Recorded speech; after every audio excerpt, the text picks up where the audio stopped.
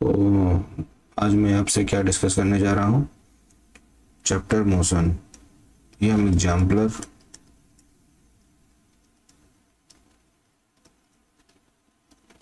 Question number 8 है, MCQ. Okay, तो देखते हैं हम यहाँ पर। देखिए इस क्वेश्चन में आपसे क्या बोला है, 4 car A B C D. यहाँ पर आपको 4 car A B C and D given है, are moving on a level road, their distance versus time graph. क्या दिया को distance versus time graph given है, चूज द करेक्ट ऑप्शन।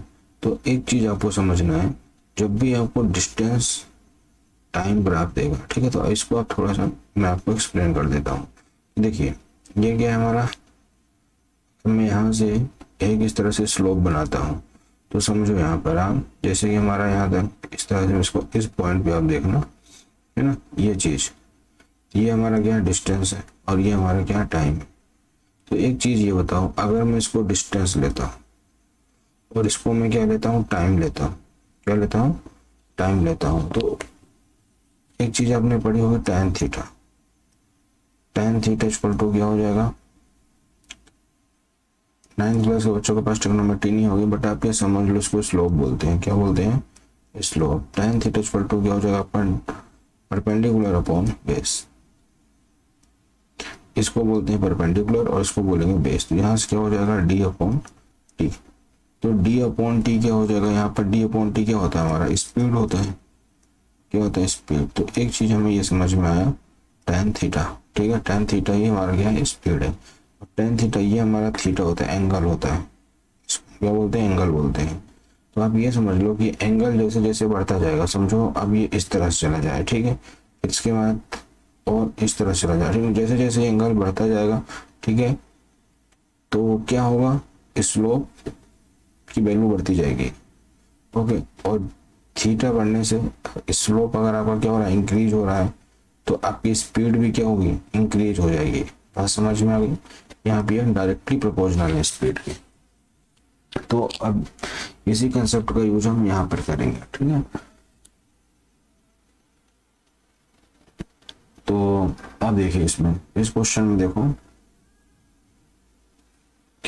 यहाँ पे क्या हो रहा है, बी का थीटा क्या है, थोड़ा सा कम है रिस्पेक्ट टू ए, ठीक है।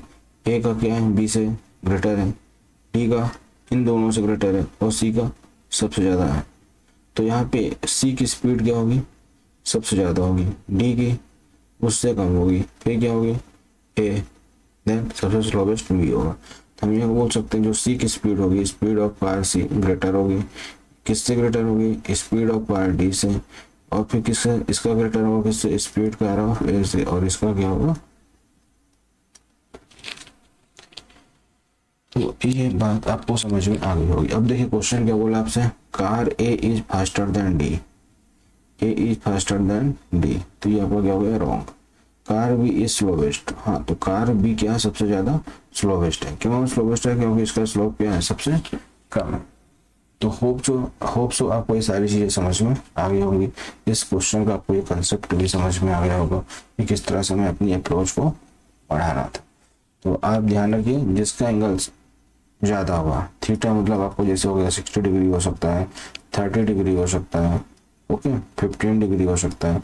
बस आपको इतना ध्यान रखना है, अगर हमारा एंगल बढ़ रहा है, थीटा बढ़ रहा है, तो आपकी स्पीड की वैल्यू भी क्या होगी, इंक्रीज होगी। बहुत ही अच्छे से इस क्वेश्चन को कर सकते हैं। इसका एक और वे है, पर वो मैं आपको कभी बाद में डिस्कस करूंगा। आशा करता हूँ आपको ये क्वेश्चन आपको अच्छे से समझ में आ गया होगा। धन्यवाद।